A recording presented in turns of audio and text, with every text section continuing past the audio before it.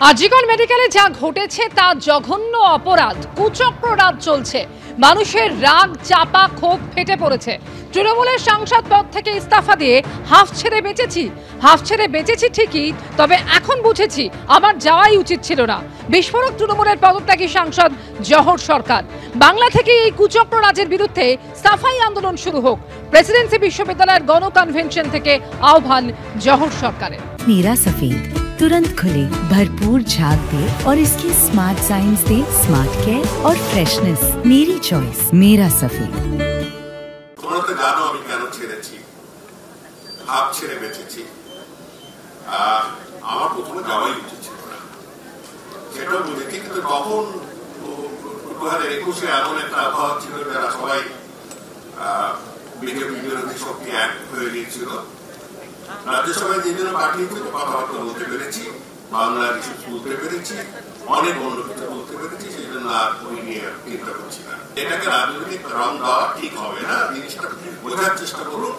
একটা spontaneous outburst of public angst why আবার ফিরে আসছে। একটি কেস, একটি জঘন্য কেসে হয়নি, হয়েছে। আমি আসলে চাপা রাগ ও মানুষের তিন চারটি ইস্যু জড়িয়ে আছে। এক নম্বর হচ্ছে যে একটা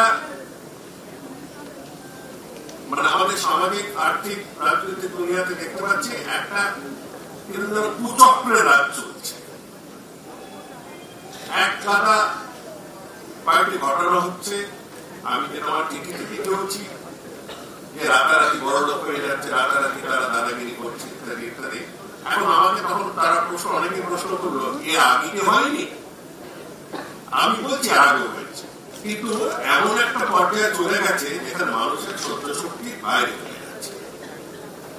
বাড়িতে বারান্দা রিপেয়ার করতে গেলে কিছু দিতে হবে, কোনো কিছু করতে গেলে কিছু দিতে হবে।